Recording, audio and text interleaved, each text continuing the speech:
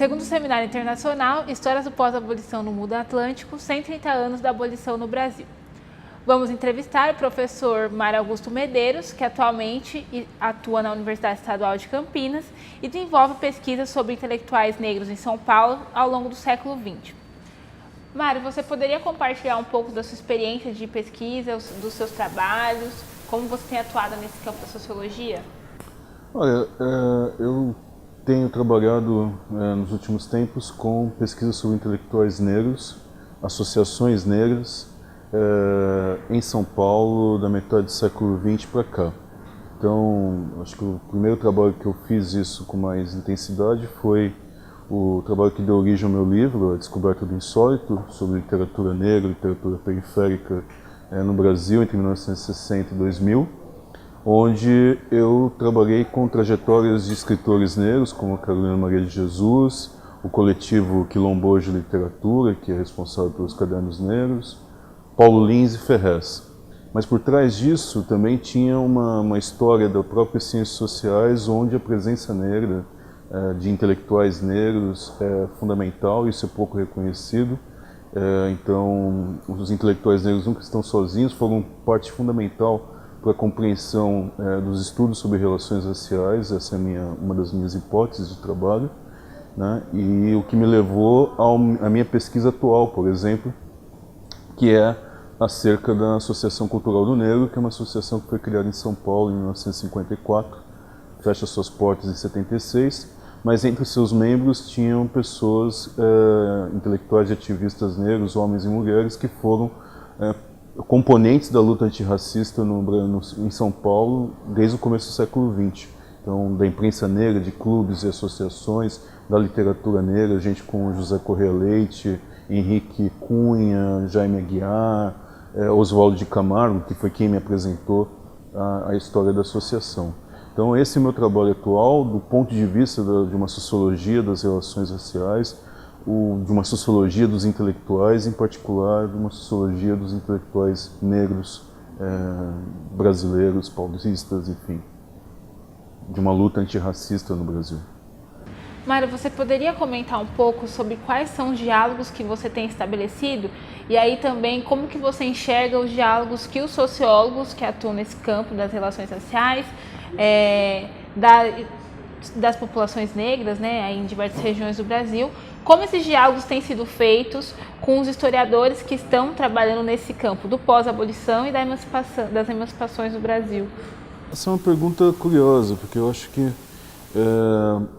cada vez mais, pelo menos fazendo um balanço da área, quer dizer, é claro que o campo do pós-abolição na história, como a gente viu ao longo de toda essa semana, ele foi se constituindo como uma história própria dentro da historiografia, muito em diálogo com debates internacionais, acho que fundamentalmente dos Estados Unidos.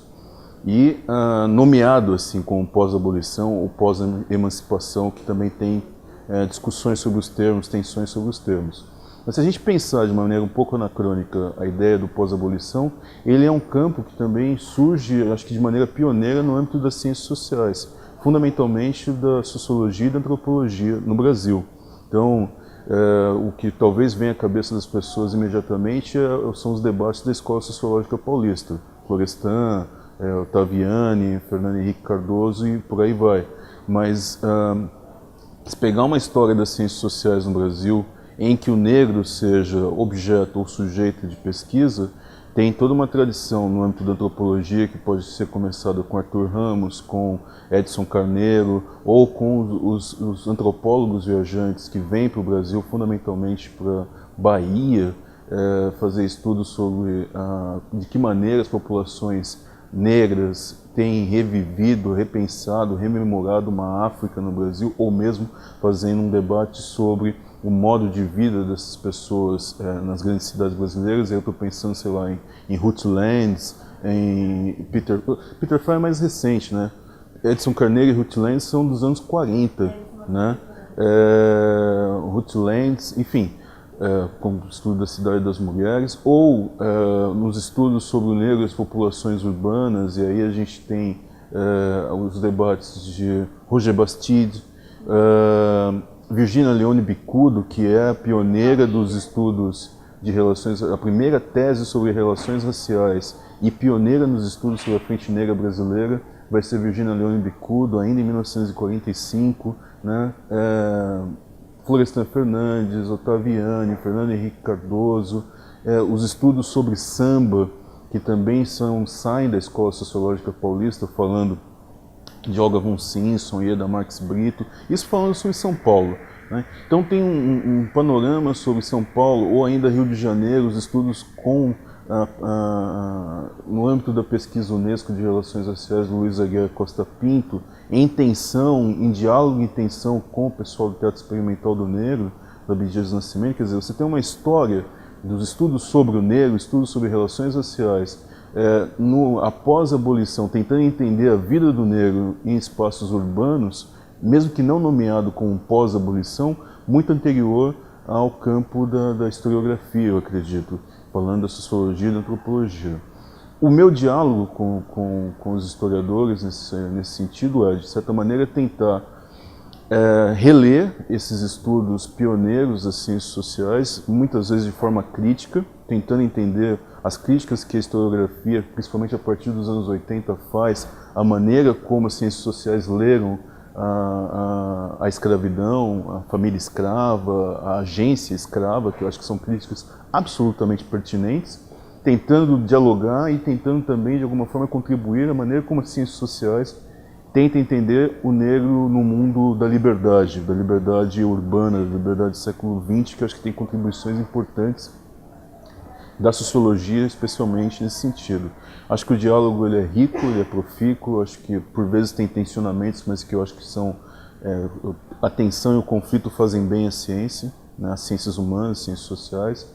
Então eu só consigo ver de maneira muito positiva essas interlocuções que a gente estabelece, que a gente estabeleceu ao longo dessa semana toda do seminário do pós-abolição.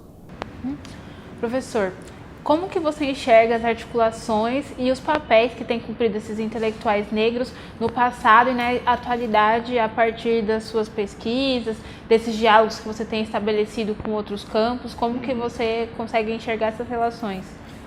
Olha, eu acabei de sair, a última mesa que eu assisti, acho que deve ter sido uma das últimas mesas do seminário, foi uma mesa sobre intelectuais negros, né?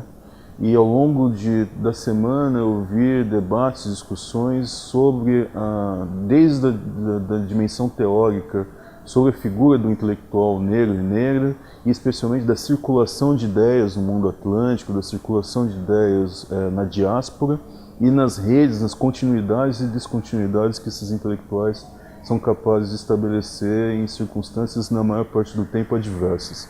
Então, eu acho que a gente tem que pensar muito nessa chave da continuidade e descontinuidade. A gente está falando sobre quilombo, hoje está tendo uma mesa agora, um encerramento sobre quilombo, que leva a gente a pensar o que foi a batalha para colocar na Constituição de 1988 a discussão sobre quilombos e ter lá um artigo na Constituição acerca disso, que leva uma discussão sobre o que foi todo o século XX da atuação do ativismo negro, falando sobre memória, educação, direitos de cidadania, direito à terra, que conecta fundamentalmente com a discussão quilombola, que leva a que a gente retorne para o século XIX e XVIII sobre pensar o que é o quilombo na história brasileira. E nisso você vai tendo uma continuidade e descontinuidade do debate, que vão aparecer intelectuais negros como Edson Carneiro, Clóvis Moura, Beatriz Nascimento ou Abdias Nascimento, enfim, tratando do debate sobre quilombo, chegando no Flávio Gomes, sabe, nos anos 90, 2000, coisa assim. Então, só para pegar um exemplo, como é que eu leio isso?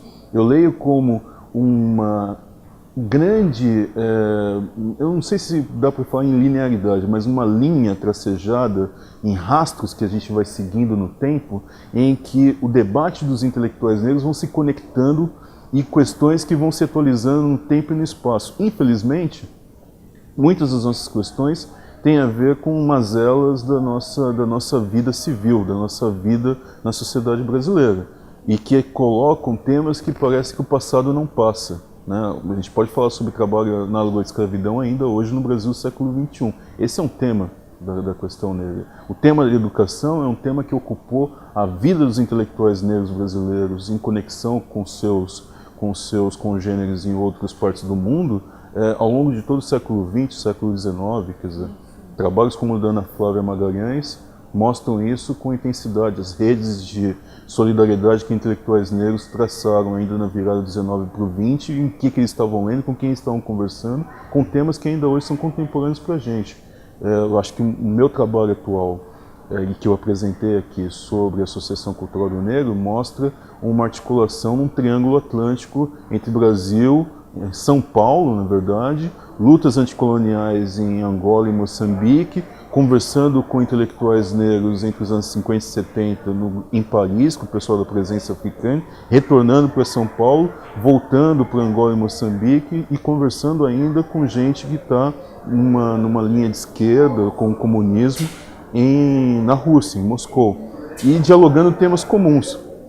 No meu caso, falando sobre terceiro mundismo, falando sobre luta antirracista, contra preconceito, que parecia se conectar com o debate contra o anticolonialismo e o racismo nas colônias portuguesas, que tem a ver com a luta dos intelectuais negros franceses ou francófonos que vão se encontrar em Paris falando de antirracismo, anticolonialismo. Então a gente tem linhas tracejadas contínuas e descontínuas que cabem a nós, historiadores, cientistas sociais, tentar recompor, né?